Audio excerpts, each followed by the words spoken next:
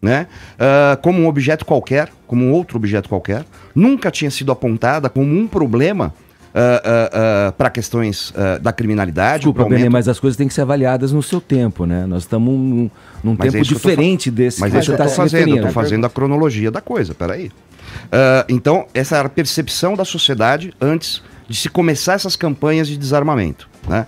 Quando começou essas campanhas de desarmamento, grande parte da população embarcou nisso daí. Tanto é que 600 mil armas foram entregues nas campanhas. Isso demonstra, óbvio, né, que muitas pessoas acreditaram que o desarmamento era uma boa forma de se reduzir, pelo menos que fosse, a sensação de insegurança que já dominava o Brasil, né?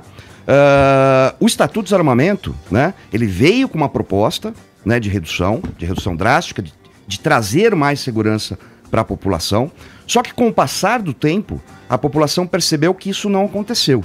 Então ela começa a inverter, né? Eu conheço muitos casos, muitas pessoas que disseram, pô, eu entreguei a minha arma na campanha, só que agora eu tô comprando outra, porque não adiantou nada, né? Então isso é uma percepção verdadeira, né? Hoje, e é lógico, a eleição do Bolsonaro teve um impacto muito grande, só que assim, não foi o Bolsonaro que trouxe essa discussão, né, que levantou essa discussão na sociedade. Foi o contrário. Foi a sociedade, né, que percebeu no Bolsonaro alguém que poderia ecoar esse pedido, vamos dizer assim, essa demanda da sociedade, né?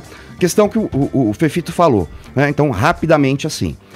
Não, você dizer, vamos lá, claramente assim, arma é instrumento mágico que vai te defender de todos os maus do universo? Não, né? Tanto é que esse fim de semana eu estava ministrando o curso aqui de tiro, que eu ministro, aqui no interior de São Paulo, e para pessoas que nunca atiraram na vida, nunca pegaram uma arma na mão, né? E uma coisa que a gente frisa muito, se você optar por comprar e ter uma arma de fogo, você tem que ter responsabilidade, você tem que ter preparo e você tem que ter a plena consciência que não é qualquer situação que vai ser resolvida com ela.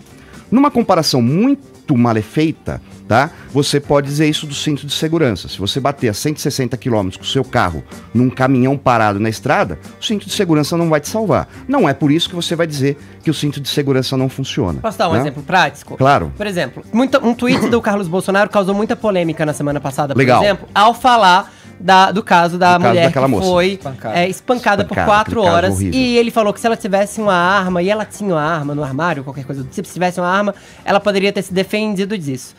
Muito provavelmente, alguns especialistas, inclusive, disseram que muito provavelmente ela teria sido morta com a própria arma, uma vez que ela estava subjugada por esse homem há 4 horas. O que você tem a dizer sobre isso? Rapidinho. Inclusive, eu escrevi um artigo, meu último artigo na minha coluna foi sobre esse caso, especificamente sobre esse caso, tá? A gente pode afirmar que ela teria sido salva ou se salvado se ela tivesse uma arma em casa? Não pode afirmar isso. Por quê? Porque a gente não conhece a dinâmica da coisa. Foi o que eu te falei, há casos que a arma não vai resolver.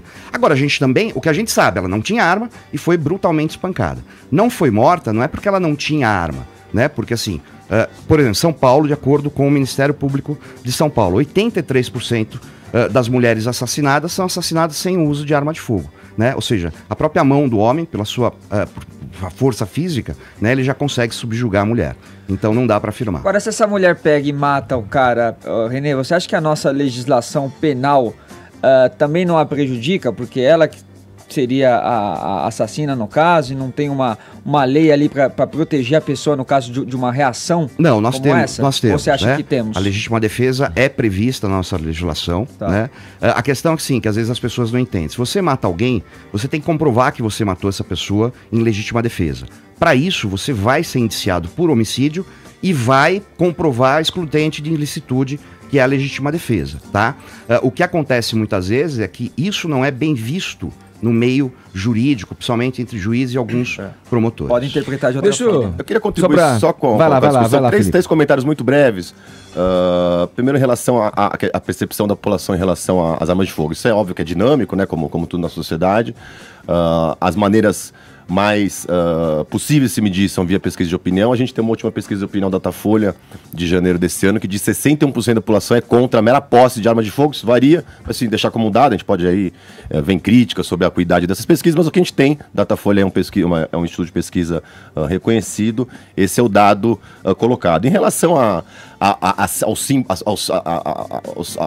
ao simbolismo que a eleição de Jair Bolsonaro traz em relação a esse debate, eu acho que é muito importante a gente lembrar também, e toda essa questão da promessa de campanha, a emissão de decretos, enfim, que ele recebeu aí aproximadamente 50 milhões de votos num universo de 150 milhões de brasileiros aptos para votar, ou seja, ele não recebeu um cheque em branco da população, como nenhum presidente da República. É para isso que a República tem seus freios e contrapesos. Não é a população inteira que vota também, né? Não, justamente, da população inteira que vota, e dentre a população que vota, são 150 milhões de eleitores registrados no Tribunal Superior Eleitoral, 1/3 votou para ele. Nenhuma república tem um tipo de cheque em branco para, ou seja, recebi os votos, posso implementar, ou seja, existem outras forças contrárias na população. Em relação à questão da legítima defesa, e na verdade da possibilidade de defesa como instrumento de arma de fogo, são casos, enfim, existe toda uma coleção que a gente analisa, coleciona de fato para usar como argumento, de situações em que essas defesas são frustradas. Na quinta-feira passada houve um episódio trágico, se não fosse, seria cômico se não fosse trágico. Um clube de tiro na região metropolitana de João Pessoa foi roubado. Os trabalhadores desse clube de tiro, que tinha um arsenal, foram feitos refém pelos assaltantes. 9 pistolas foram roubadas desse clube de tiro em João Pessoa na semana passada. Isso acontece, eu tenho outros milhares de exemplos de exatamente esse tipo de situação. Então, assim, queria acrescentar esses 3 comentários que eu acho que exemplificam um pouco daquilo que foi trazido. Sim, Felipe, deixa eu só colocar uma coisa aqui para vocês comentarem, inclusive em cima de uma afirmação tua, Benê, que não foi o presidente Jair Bolsonaro que determinou e definiu isso, mas o que ele representa, o que ele enseja frente ao próprio histórico de vida dele como um militar da reserva. Pegar uma declaração do vice-presidente General Mourão, que foi categórico ao dizer que a flexibilização na posse da arma não visa diminuir a violência.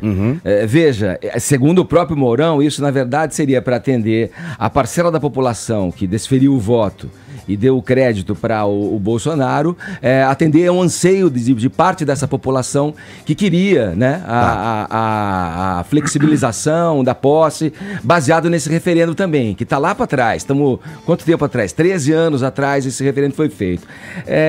Poxa, se o objetivo não é diminuir a violência, a flexibilização desse uso aí, olha, a gente está diante de um embate ali do próprio cerne do governo, porque o que se crê é que com uma arma na mão você vai coibir e logo entende-se que você vai diminuir os índices de violência. Só que o ônus em torno dessa liberação e dessa liberdade que se defende assegurada, né? Quando você fala para o indivíduo, olha, se você quiser ter uma arma, você vai ter uma arma.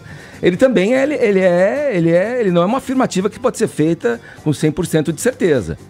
O que você tem a dizer a respeito dessa fala do General Mourão, que é um militar habituado como você, especialista em armas, né? E que faz uma frase dessa, quer dizer, que não seria para diminuir a violência, e sim para atender a uma promessa de campanha. Não lhe parece algo menor? Não, de forma nenhuma. Vamos lá. Primeira questão, tá? Primeiro mito que tem que ser quebrado, de que militares conhecem arma de fogo simplesmente por serem militares. Eu conheço profundamente o mundo militar brasileiro. A maioria absoluta esmagadora dos nossos generais sequer tem uma arma, né? Eles não conhecem o assunto profundamente, né? E tecnicamente, principalmente. A fala do Mourão não foi nesse intuito de dizer, dane-se se vai funcionar ou não vai funcionar. O que eu estou fazendo é porque o povo pediu, o eleitor pediu, então o presidente está fazendo. Muito pelo contrário. O que ele disse foi uma coisa que eu também digo. Ninguém está propondo, né? Não gosto desse termo, mas a flexibilização ou um acesso mais liberal às armas de fogo como proposta de segurança pública.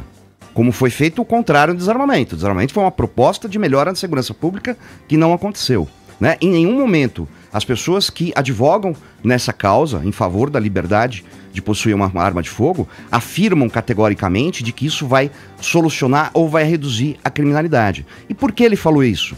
Porque em todos os jornais, depois que o Bolsonaro disse que viria o decreto, afirmaram que ele estava fazendo isso, né, que isso era uma proposta de segurança pública do governo Bolsonaro. E não é. Na realidade, é uma proposta do quê? Né, de você garantir, de você respeitar o resultado do referendo de 2005. Né? Então ninguém propôs como uma solução para a segurança pública. Eu tenho posso fazer uma... Deixa só o Felipe fazer uma parte, eu já volto com você, queria, cara, fazer um comentário, independente, sem analisar a veracidade da fala do Benê. Agora, pensar, né, de forma racional aqui. Se os generais do Exército Brasileiro não entendem, não conhecem de arma de fogo, eu não vou achar seguro que uma pessoa que trabalha aqui na esquina vai ter essa arma de fogo. Ou seja, se a gente considerar que nem os generais do Exército entendem, conhecem de armas de fogo, como é que a gente vai imaginar que o cidadão comum vai ter um desempenho melhor com o instrumento letal ao meu lado? Eu, sinceramente, não me sinto seguro. Eu vou voltar, já volto com você, Caio. Agora eu vou fazer um intervalo. Daqui a pouco a gente retoma a conversa aqui no Morning Show. A gente está falando com o coordenador de Relações Institucionais do Instituto Sou da Paz, o Felipe Angeli, e com o Benê Barbosa, que é analista de segurança, autor do livro Mentiram Pra Mim sobre o desarmamento, sobre essa questão cara e polêmica, acalorada, né, que acontece quando se fala em posse e porte de armas no Brasil. Agora 11 em ponto, horário de Brasília.